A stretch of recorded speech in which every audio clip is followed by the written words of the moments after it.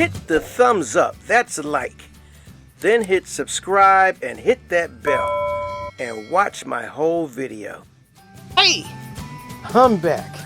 I think I'm really back this time. I want to apologize to my subscribers and my content creator friends. I have not been able to keep up with you.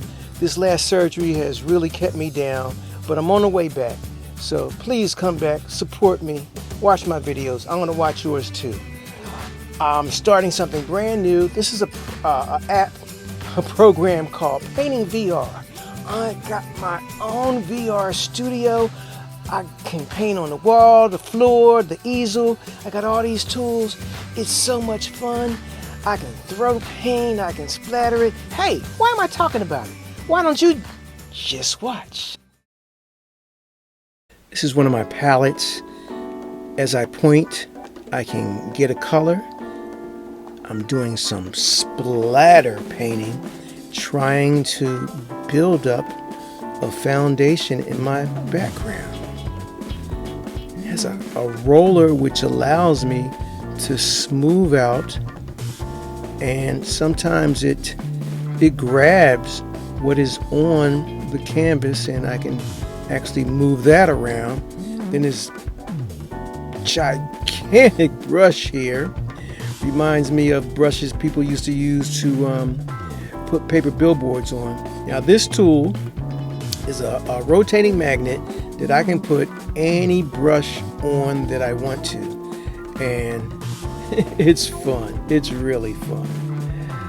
I'm going to tell you, this program, Painting VR, is fantastic.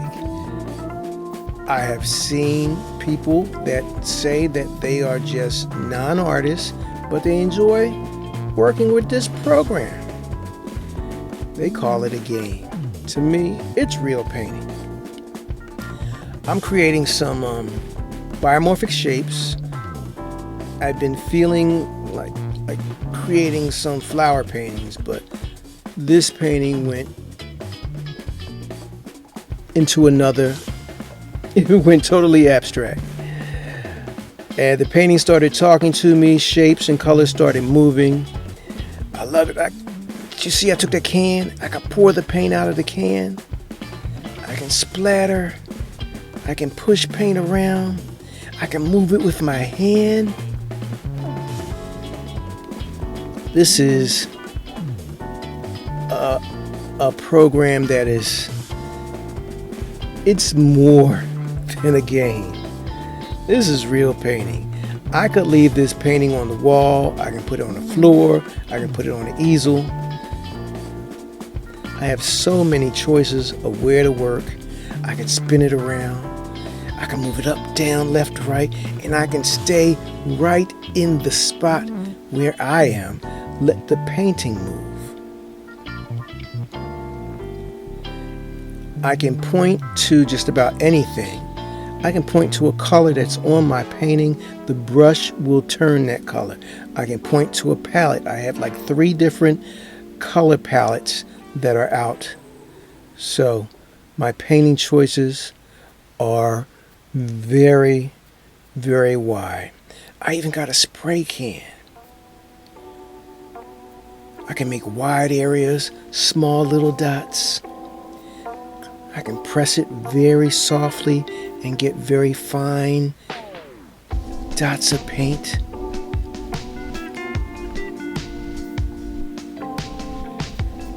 This program is an abstract artist's dream. I think if you are an individual that might be a disabled artist, that you would find this would open up so many different channels for you for what you could do, especially with the scale that you can work. And that's something I love. I love working big. But my studio is very small. Limited space. I could put a large canvas in here, but I couldn't get back far enough to see what I'm doing.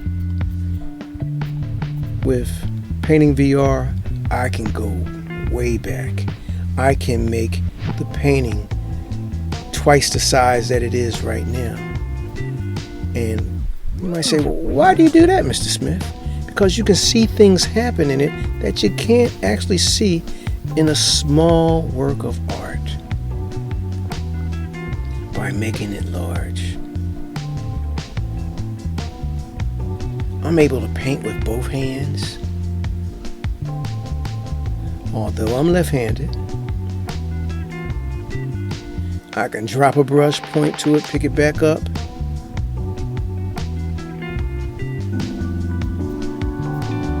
Don't worry about a thing. Oh, I got something on the other side of the studio. I just point to it and it comes to my hand.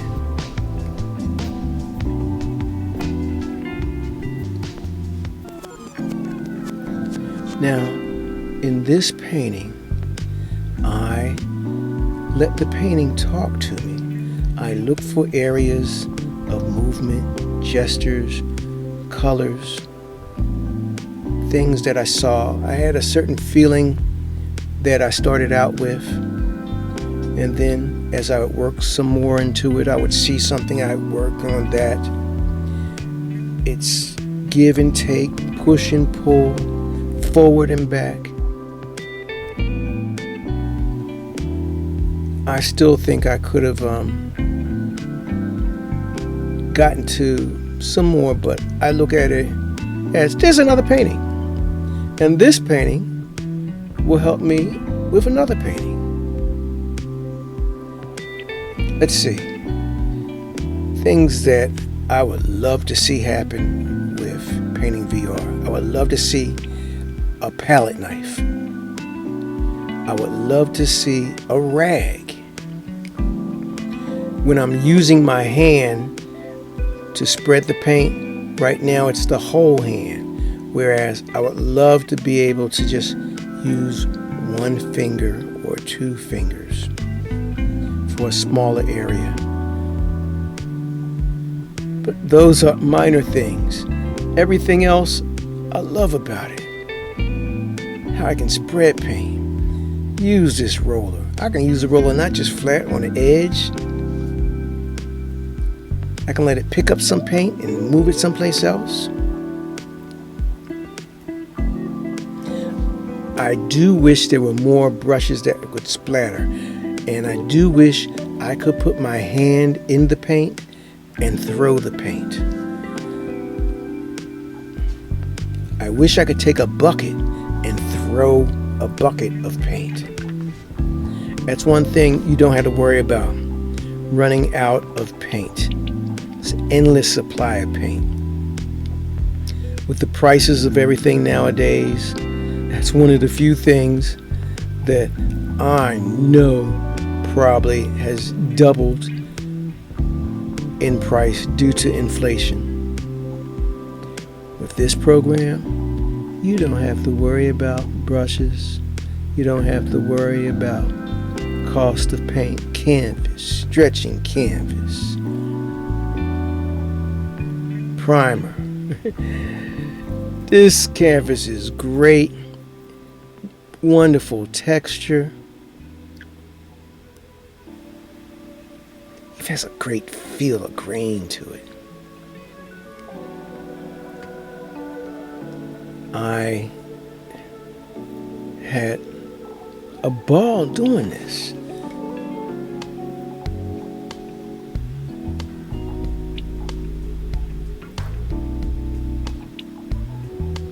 I always considered myself a paint thrower.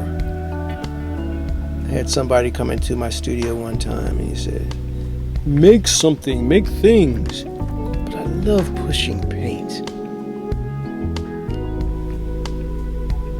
I love seeing how shapes and colors react to each other.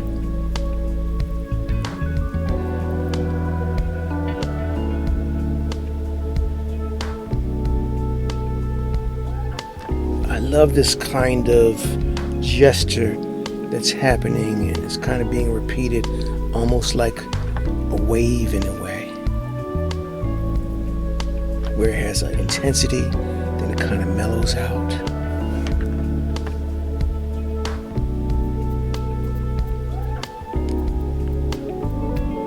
I can go on and on about working with this program because I'm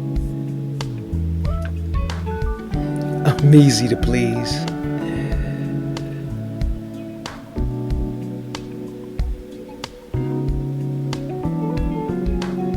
And as I said, you can get far away so you can look at it and see something that you might have missed.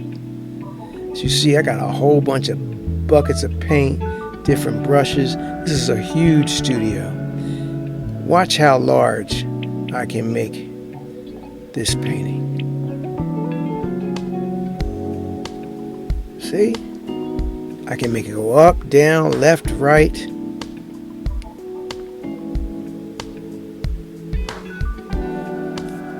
I can't wait to start my next painting.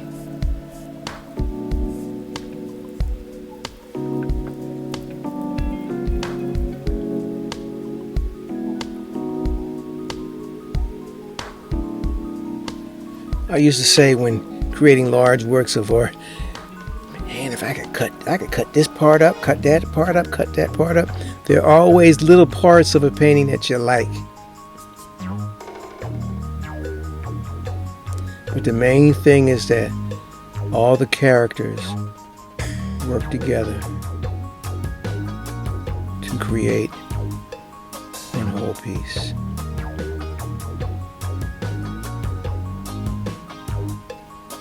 Man, I got some of these colors are just so vibrant.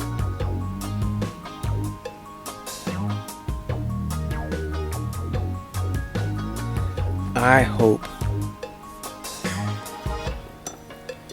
that you get a chance to experience working with some type of VR art program. When I first started on YouTube and I saw how many people that there were working digitally, I was like, wow, don't you miss working academically, working with real materials? I was a little down on them. Then I got an iPad and I was like, oh my goodness, look what I've missed.